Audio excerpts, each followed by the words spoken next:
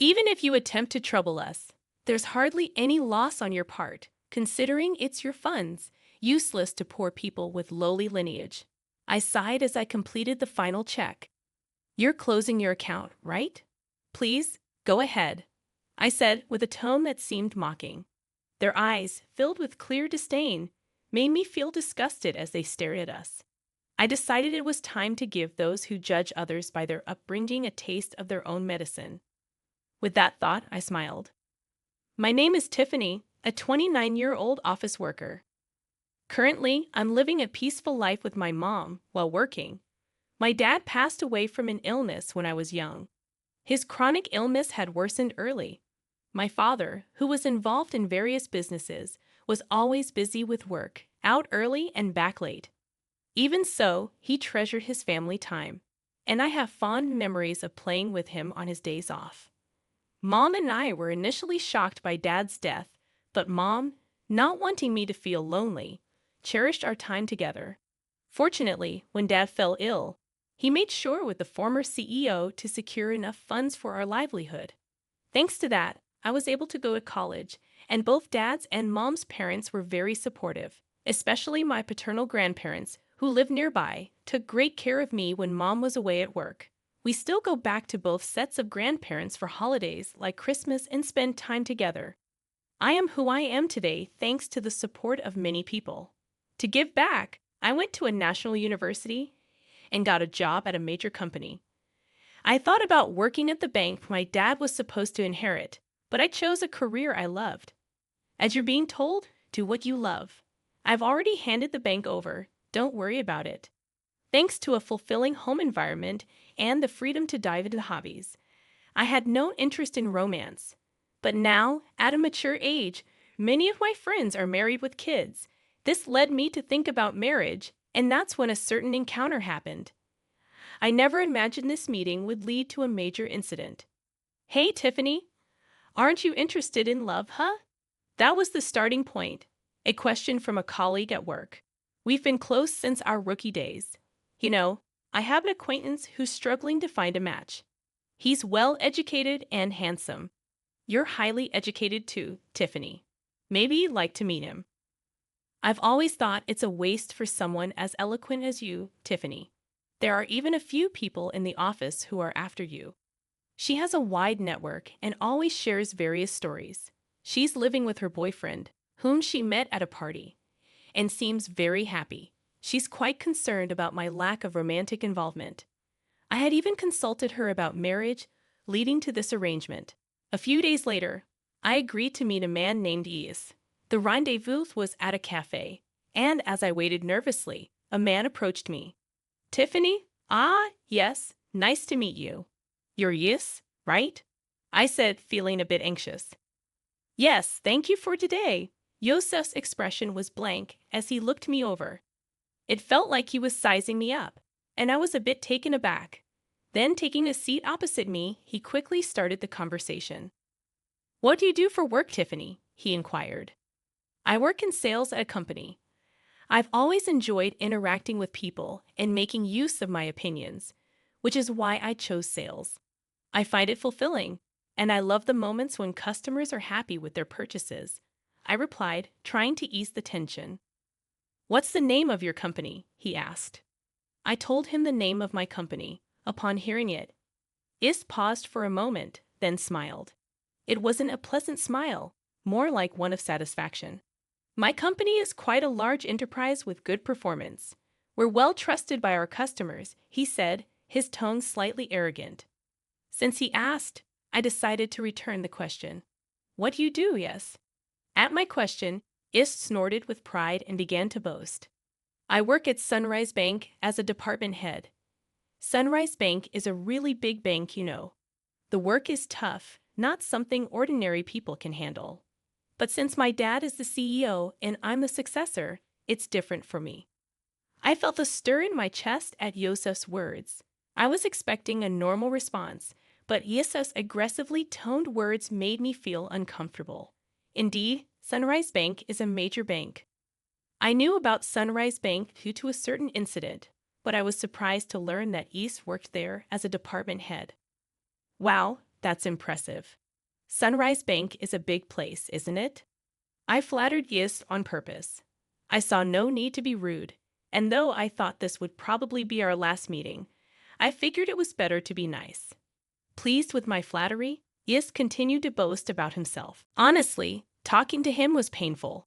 He did listen to me occasionally, but always turned the conversation back to himself, even making outrageous comments about his lack of romantic prospects. I'm quite popular, but it's always people who don't match my family background or education level that come to me. I thought the problem might be his attitude, but I had already decided not to meet him again after informing my friend. As time passed, he still looked satisfied and made a suggestion. I'd really like to meet your parents, huh? But we just met today. That's exactly why parents' excellence is important, especially if we're going to date, right? Inside, I screamed.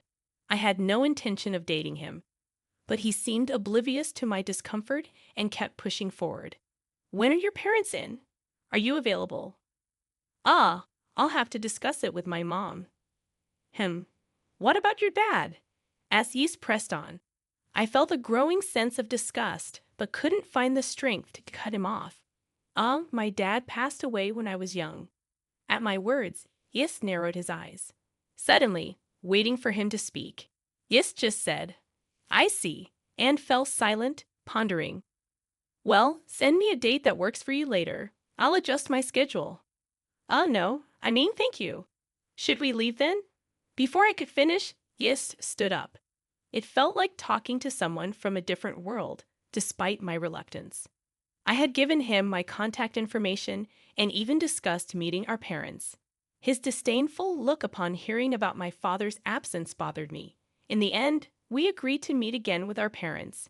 When I explained this to Mom, she smiled. Riley, maybe you were just nervous because you haven't dated before, she said reassuringly. Maybe, but the way he spoke was weird. Well, his parents will be there, right? Just say no if it doesn't feel right. I'll be there too, I replied, feeling guilty. Thanks, Mom. Sorry for dragging you into this, I apologized. Mom laughed heartily. It's okay. No need for you to feel bad. Besides, I'm curious about Sunrise Bank, so let's see how it goes. So, Hiss and I'd arranged a family meeting. At that time, I had no idea Hiss had planned the meeting for such a shocking purpose.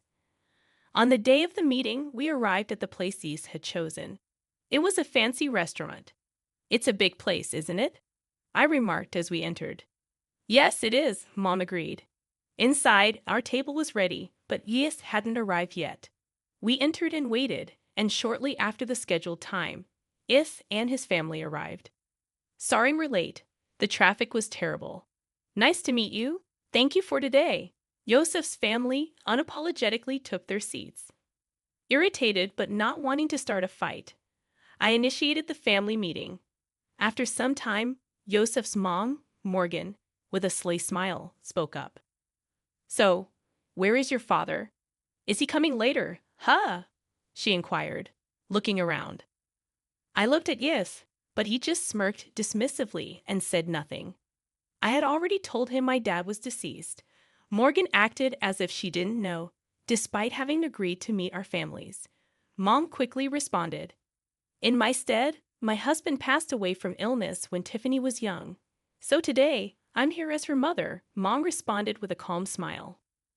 In contrast, Morgan raised her voice in an exaggerated manner. Oh my, Tiffany is from a single-parent family. Her words took me aback. Even after explaining that my father had passed away from illness, her tone clearly carried malice. Being from a single-parent family, life must be quite hard, huh? But she graduated from a public university. That's commendable, right?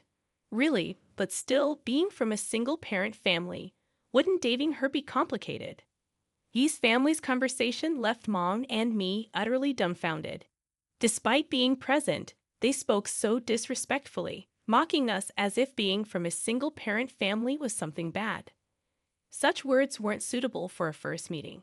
Angered, I retorted in a low voice. Excuse me, but after Dad passed away, Mom raised me with great care. I owe my current life to her. And isn't it rude to speak about someone like that when you've just met, Tiffany? However, Morgan burst out laughing at my words. Rude, isn't it? More absurd for the daughter of a single parent to think about marrying into a high-class family. I'm not really into strong-willed women. This is pointless. There's no getting through to them. Thinking this, I just stared at them in disbelief.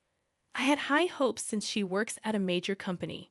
Well, you'll eventually carry on Sunrise Bank, so maybe she's not quite at your level.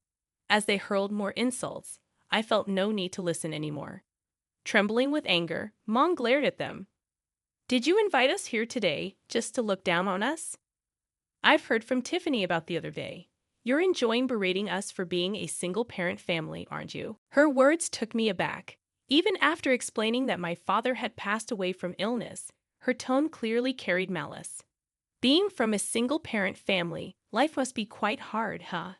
But she graduated from a public university. That's commendable, right? Really, but still, being from a single-parent family, wouldn't dating her be complicated?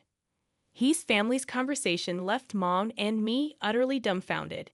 Despite being present, they spoke so disrespectfully, mocking us as if being from a single-parent family was something bad. Such words weren't suitable for a first meeting. Angered, I retorted in a low voice, "Excuse me, but after Dad passed away, Mom raised me with great care. I owe my current life to her. And isn't it rude to speak about someone like that when you just met, Tiffany?" However, Morgan burst out laughing at my words. Rude, isn't it? More absurd for the daughter of a single parent to think about marrying into a high-class family. I'm not really into strong-willed women. This is pointless. There's no getting through to them. Thinking this, I just stared at them in disbelief. I had high hopes since she works at a major company. Well, you'll eventually carry on Sunrise Bank, so maybe she's not quite at your level. As they hurled more insults, I felt no need to listen anymore. Trembling with anger, Mom glared at them. Did you invite us here today just to look down on us? I've heard from Tiffany about the other day. You're enjoying berating us for being a single-parent family, aren't you? It was the first time I heard her speak so sternly. Please stop with the accusations. It was just a little teasing, right? No one feels good being mocked, and all your remarks are condescending. We have no intention of listening to this any further. E's family looked displeased at Mom's clear statement. Presumptuous for commoners, huh? Indeed, that may be the case, but this has made up my mind. E's family looked briefly surprised at Mom's words, then burst into laughter. They seemed to be thinking, what can you possibly do? Mom sighed and began to speak. Actually, we have funds deposited with your bank, but we don't wish to entrust them to people like you. Oh, really? But we don't know your name, so it can't be much, right? It's probably insignificant. That's right. Even if you try to trouble us with your fun, it won't really affect us. Low-class poor people are not needed. I realized that even Mom's last attempt at reconciliation was in vain. But they continued to speak disdainfully, unaware. I sighed and made the final confirmation. We're closing our account. Okay, go ahead. Yosef's family responded with mocking tones and clearly disdainful expressions as they looked at us. I thought to myself, let's make those who judge others by their background suffer a bit. I smiled at the thought. Is that so? Then we will proceed as such. And please consider this meeting never happened, Yosef's family declared. Of course, I replied calmly, knowing we had no intention of marrying into a family with such prejudices. Well then, we will take our leave now, Mom, and I stood up. Oh, don't worry about today's bill. It's too expensive for you, they remarked. Is that so? Well then, with that, our family meeting ended. Later, I made a phone call. Weeks later, my mobile phone was flooded with calls from Yes. Of course, I had anticipated this and had no intention of answering. It was their own responsibility. I immediately blocked the number. A few days later, I received a call from Grandpa Kyle. Summoned by Kyle, Mom and I headed to Sunrise Bank in the meeting room. Ye's family, looking pale, was present. As soon as they saw us, Morgan stood up and rushed over to bow deeply. I am extremely sorry for what happened, she said. I didn't reply to Morgan's words, just smiled and began to speak. What exactly are you apologizing for? At my words, Morgan bit her lip hard, trembling with anger. That's understandable. There are too many things for which they should apologize. That's probably why she's feeling so frustrated. This whole situation started because I said we would close our account. That day, our account wasn't particularly large. Closing it wouldn't have caused much damage. But Kyle's case was different. Kyle managed the inheritance left by my dad at Sunrise Bank for our benefit. Kyle also had his own account there.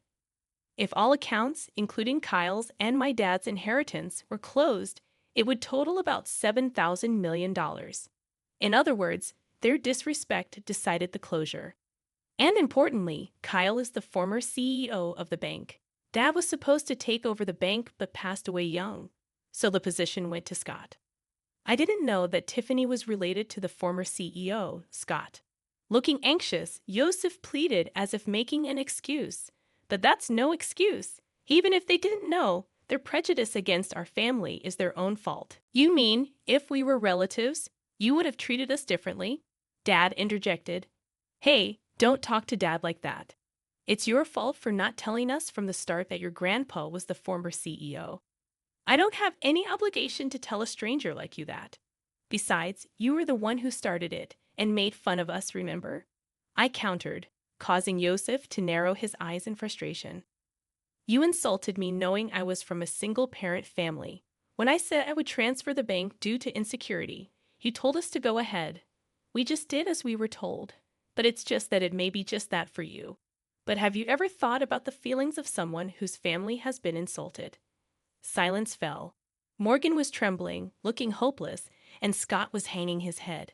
But Yosef still seemed unconvinced, his face full of dissatisfaction. Getting all high and mighty just because people talk to you. Yosef remains unrepentant. At that moment, the door to the conference room opened and Kyle appeared. Seeing Kyle, Yosef's tone grew defiant, and Morgan turned even paler. Frozen in place, only Yosef glared at me. Even after giving you a chance to reflect, you're still only thinking about yourselves. Kyle said, his tone stern. It's not my fault. It's her. Watch your words. If you continue, you'll end up even more miserable. Yosef, silenced by Kyle's words, glared at me again. Then, as if resigned, he burst out, no way. Who would think a single parent's relative was the former CEO? You knew I was the future CEO and came to the family meeting just to mock us. Yosef, be quiet. Kyle glared sternly, causing Yosef to breathe heavily. Future CEO, huh? Kyle then turned his gaze to Scott, who shrunk even more under Kyle's stare. I understand wanting to leave the bank to your son, but now that I know his mindset, it's impossible for him to continue as CEO. That's ridiculous, Scott started to retort, but sat down again under Kyle's gaze. You still don't understand that your attitude is the problem. Though I'm retired, the board will decide. If you have something to say it to them. Remember, we recorded the previous conversation, and this one. Don't forget that the voice recorder will serve as evidence. I took out a voice recorder in front of the three and pressed play. The recorder started playing back our conversation from the other day. How dare you prepare something like that? It's unfair, Yosef exclaimed. It was just a precaution, but remember, you forced me into this situation. I countered. Yosef had nothing to say in return, and their faces turned pale. Thank you, we'll handle it from here, they said. So Mom and I left. Ultimately, Kyle didn't transfer the funds, at least not officially. Scott was removed from his CEO position, and Yosef was demoted. Seemingly unable to handle the blow to his pride, Yosef resigned voluntarily. Kyle's influence in the financial industry meant Yosef would struggle to find work in the same field again. Whether Scott knew this or not, he seemed determined to work until retirement, but Kyle said it would be tough for him both mentally and physically. Morgan, who used to wield power as the CEO's wife, apparently started part-time work to maintain her lifestyle. But her character likely made it hard for her to keep a job. I'm really sorry, I said. It's okay. You didn't know, right? Mom replied. I only shared what happened with a friend who introduced me to Yosef. She just heard about him through someone else and wasn't at fault. Mom was initially concerned about being a single parent, but I'm happy now and can live thanks to the support I've received. When I told her that, she smiled and said thank you. After everything was taken care of, Kyle told us to come over to his house again sometime. I'm really grateful for Kyle's help in resolving the situation. He was tough, but I'm happy now, so it's okay. I have some good news for you, Mom said one day. Really? It's not about dating again, is it? I teased. It's a friend of my boyfriend this time. He's definitely a good guy. I'm not interested in dating right now, but I'm satisfied with my current life. I want to keep cherishing those who support me. And maybe someday I'll meet someone I really click with.